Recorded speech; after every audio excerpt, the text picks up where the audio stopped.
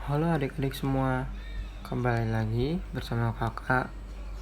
Pada kesempatan kali ini kita akan belajar tentang mata pelajaran pendidikan kewarganegaraan, yaitu unit 3 tentang bangsa yang religius.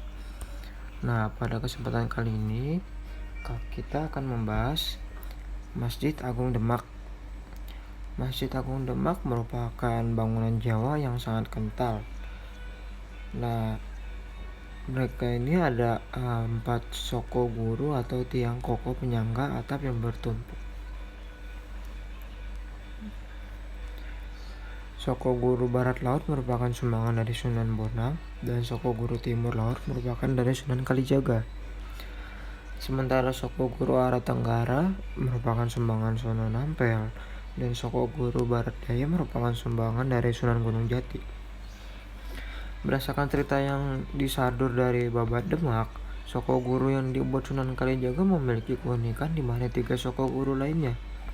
Soko ini sering disebut sebagai soko tatal atau tiang yang disusun dari serpihan kayu dengan cara dipasak dan diikat menjadi batang di tiang besar dengan menggunakan perekat damar. Setelah kokoh, ikatannya dilepas dan teksturnya dihaluskan. Keempat soko ini menahan beban bagian atap tertinggi, sedangkan untuk menopang tajuk yang lebih rendah juga masih terdapat tiang di sekeliling soko guru. Ilmu arsitektur yang dengan membagi beban seperti ini menunjukkan teknologi dalam memakai struktur rumah Jawa. Untuk membentuk bangunan yang luas dan kokoh sudah sangat dikuasai. Di masjid ini setidaknya ada 3 arah pintu masuk ke dalam bangunan utama, sedangkan pintu di tengah langsung mengantarkan ke serambi masjid. Di komplek masjid terdapat 60 pusara makam pejuang Muslim Demak dan para pengikutnya, antara lain para Sultan Demak seperti Raden Patah, Pationus, dan Sultan Trenggono. Kemudian adalah bukti masuknya agama Kristen Katolik, yaitu adanya Gereja Katedral Jakarta. Gereja Katedral Jakarta ini nama resminya adalah Santa Maria Pelindung diangkat ke surga atau The Kerk van Onze Liefdottenhemholping. Nah, selanjutnya kita akan membahas tentang Gereja Immanuel Jakarta. Nah, gereja ini bukti adanya pemeluk agama Kristen Protestan di Indonesia. Penjelasan secara rinci terdapat dalam http://blogspot.id.co.id. Nah, gereja Immanuel ini adalah awalnya gereja yang dibangun di atas kesepakatan antara umat reformasi dengan umat Lutheran di Batavia. Pembangunannya dimulai pada tahun 1834 dengan mengikuti hasil rencana J. Horst. Pada tahun 24 Agustus 1835, batu pertama diletakkan. Kemudian pada tanggal 24 Agustus 1839, pembangunan berhasil diselesaikan. Bersamaan dengan itu, gedung diresmikan menjadi gereja untuk menghormati Raja William I. Pada gedung gereja ini dicantumkan nama William Square. Gereja bergaya klasisme itu bercorak bundar di atas fondasi 3 meter. Bagian depan menghadap stasiun Gambir. Di bagian itu terdapat jelas serambi persegi 4 pilar Palladian yang menopang balok mendatar. Palladianisme adalah gaya klasisme yang dipakai oleh kerajaan Inggris. Nah, gereja Immanuel ini sekarang bernama resmi Gereja Protestan Indonesia Bagian Barat atau yang disingkat dengan GPIB. Selanjutnya kita ke agama Konghucu. Nah, tempat ibadah agama Konghucu ini biasa disebut sebagai Klenteng, Litang, dan Miayau. Litang adalah nama tempat ibadah agama Konghucu yang banyak terdapat di Jakarta. Saat ini sudah ada nama tempat ibadah agama Konghucu yang terdapat di Indonesia.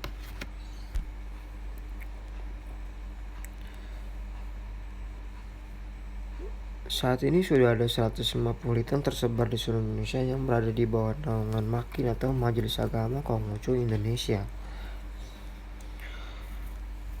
dan organisasi pusatnya adalah Matakin atau Majelis Tinggi Agama Konghucu Indonesia.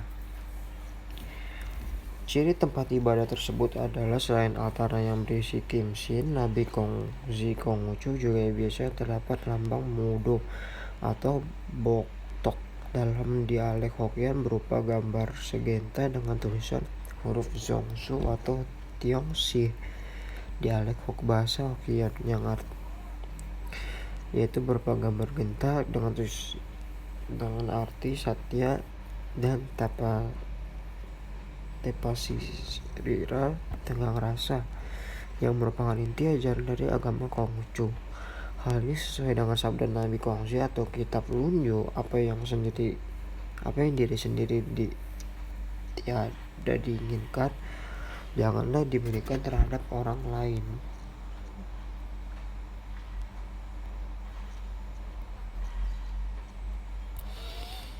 Nah, sejalan dengan rumusan konstitusional agama dan kepercayaan terhadap Tuhan Yang Maha Esa, dan sejalan dengan loyalitas bangsa Indonesia, bahwa agama-agama yang dipeluk oleh penduduk Indonesia adalah Islam, Kristen, Katolik, Hindu, Buddha, dan Konghucu. Terdapat pada penjelasan pasal 1 penetapan Presiden Republik Indonesia tahun 1965 tentang pencegahan penyalahgunaan dan penodaan agama. Pasal 29 ayat 2 UUD 1945 mendapat bantuan dan perlindungan seperti yang diberikan pada pasal ini. Ini tidak berarti bahwa agama yang lain misalkan Yahudi, Zoroastrian, Shinto, Taoisme dilarang di Indonesia. Mereka mendapat jaminan penuh seperti pasal 29 ayat 2 tentang Undang-Undang Dasar 1945, yaitu dia mendapatkan jaminan penuh dari negara.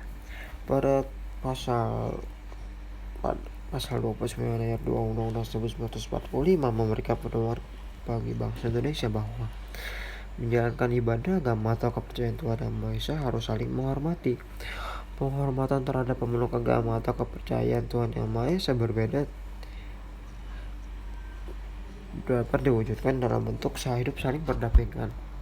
Toleransi umat agama yang diputarkan juga harus diukur terus. Demikian pembuktian bangsa Indonesia sebagai bangsa yang religius tetap terjaga dan semakin kokoh menjadi peradaban yang unggul. Tanpa sikap toleransi, bangsa Indonesia akan terpecah belah.